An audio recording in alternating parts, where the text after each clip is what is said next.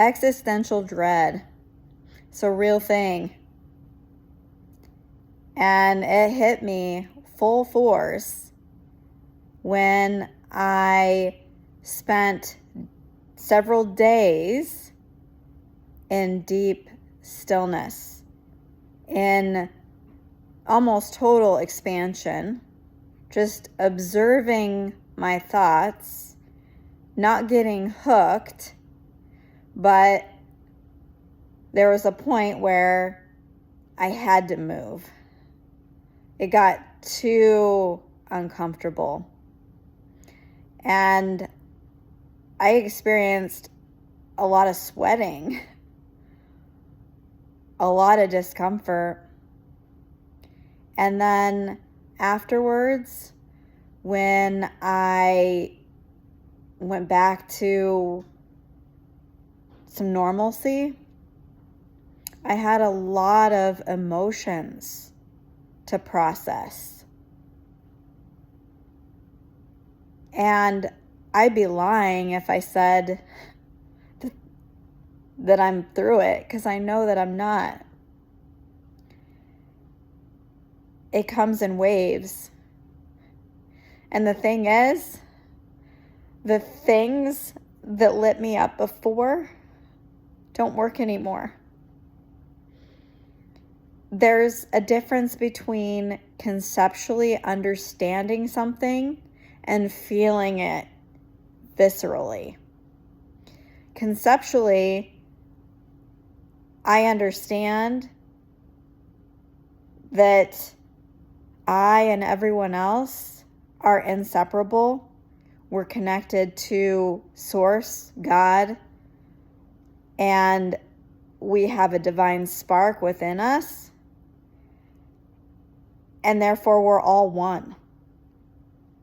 And that's so beautiful. And I even had dreams of oneness. But on the other hand, we've experienced life in a totally different way. And that ego wants to stay in charge. But the things that fulfilled me before, like I said, like watching movies sometimes triggers the existential dread, because I'm watching a movie that's not real and living as a person who's not real. So depersonalization and derealization are two things that hit me full force. And I really have to grapple with meaninglessness, because everything is a story. So where is the truth? The truth is behind the eyes. It's the soul looking out behind the curtain. It's like the movie The Wizard of Oz. Like Dorothy was trying to get home when home was with her the whole time. And when you're seeking spiritually, you're looking for answers, you're consuming all of this spiritual videos and books and all of that, which is great, and it's part of it for sure. But there's a point where you've already gone home. And it's a matter of staying home. Staying true to yourself and letting life come through you. And it's very different than forcing your way through life, trying to figure things out. It's a much slower paced existence where sometimes all you do is sit on your sofa all day. Because nothing motivates you anymore. Like, you see through the illusions. And when you see through the illusions, the only thing you can do is ground yourself. And how do you ground yourself in a world that is all energy? Nothing is fixed. Everything is temporary. Everything's fleeting. You have to get into your body.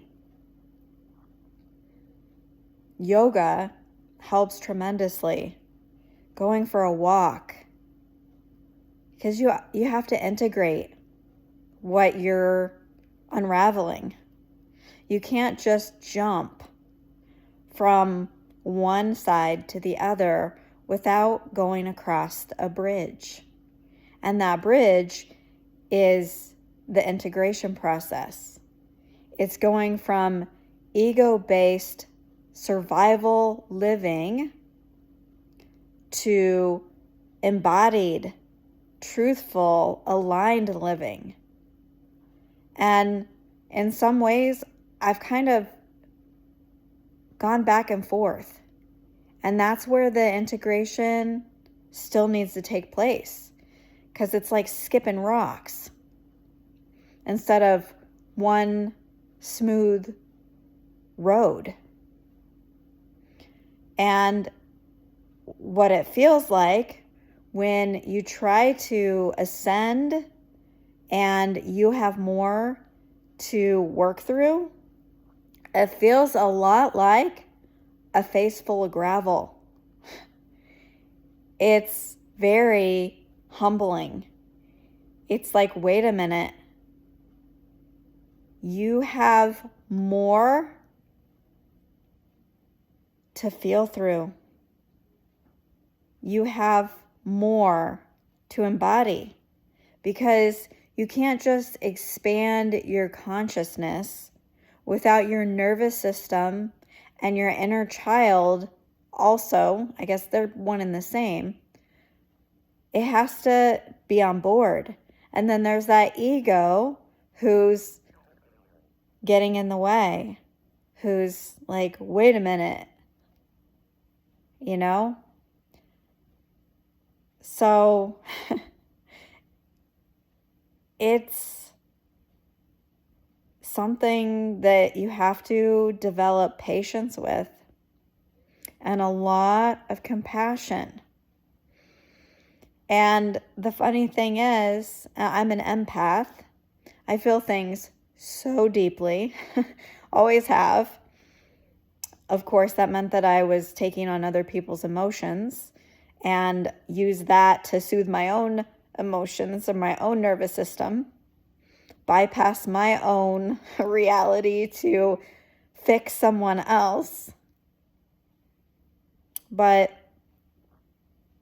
being a deep feeler means that stuff is stored deeply, and I have to have compassion for it.